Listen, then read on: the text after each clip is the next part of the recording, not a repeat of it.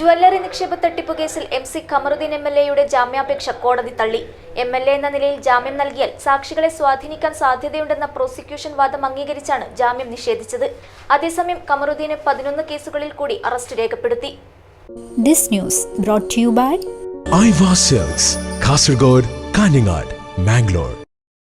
നിക്ഷേപ തട്ടിപ്പ് കേസിൽ ഖമറുദ്ദീനെതിരെ ചുമത്തിയ വഞ്ചനാ കുറ്റം ഉൾപ്പെടെ നിലനിൽക്കില്ലെന്ന് ചൂണ്ടിക്കാട്ടിയാണ് പ്രതിഭാഗം ജാമ്യത്തിനായി കോടതിയോട് ആവശ്യപ്പെട്ടത്. എന്നാൽ വഞ്ചന ഉൾപ്പെടെയുള്ള കുറ്റങ്ങൾ നിലനിൽക്കുമെന്നും ഖമറുദ്ദീനെതിരെ 70-ലധികം കേസുകൾ രജിസ്റ്റർ ചെയ്തിട്ടുണ്ടെന്നുമുള്ള പ്രോസിക്യൂഷൻ വാദം അംഗീകരിച്ചുകൊണ്ടാണ് കോടതി ജാമ്യ ഹർജി തള്ളിയത്. അന്വേഷണം പ്രാഥമിക ഘട്ടത്തിലാണെന്ന കാര്യവും കോടതി ചൂണ്ടിക്കാട്ടി.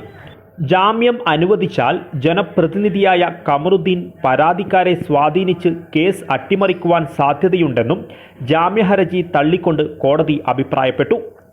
ജാമ്യം അനുവദിക്കുന്നതിനായി പ്രതിഭാഗം കോടതിയിൽ സമർപ്പിച്ച ആരോഗ്യസ്ഥിതി സംബന്ധിച്ച് റിപ്പോർട്ട് പഴയതാണെന്നും കോടതി നിരീക്ഷിച്ചു. അതിനിടെ 11 കേസുകളിൽ കൂടി ഖമറുദ്ദീനെ അറസ്റ്റ് ചെയ്യാൻ കോടതി അന്വേഷണ സംഘത്തിന് അനുവാദം നൽകി. ഇതോടെ ഖമറുദ്ദീൻ അറസ്റ്റിലായ കേസുകളുടെ എണ്ണം 25ആയി. വരും ദിവസങ്ങളിൽ അറസ്റ്റിലായ പുതിയ കേസുകളിൽ ഖമറുദ്ദീനെ കസ്റ്റഡിയിൽ വാങ്ങാൻ അന്വേഷണ സംഘം തീരുമാനിച്ചിട്ടുണ്ട്. അതേസമയം ലുക്കൌട്ട് നോട്ടീസ് പുറപ്പെടുവിച്ച jewellery managing director Pookoya Thangal ഉൾപ്പെടെയുള്ള 3 പേരെ ഇതുവരെയായും കണ്ടെത്താനായിട്ടില്ല. പൂക്കോയ തങ്ങൾ ജില്ല വിട്ട് പോയിട്ടില്ല എന്ന് തന്നെയാണ് അന്വേഷണ സംഘത്തിൻ്റെ നിഗമനം. ഇതിനിടയിൽ ജ്വല്ലറി തട്ടിപ്പുമായി ബന്ധപ്പെട്ട് 2 കേസുകൾ കൂടി ചന്ദേര പോലീസ് രജിസ്റ്റർ ചെയ്തു. ഇതോടെ ആകെ കേസുകളുടെ എണ്ണം 127ആയി.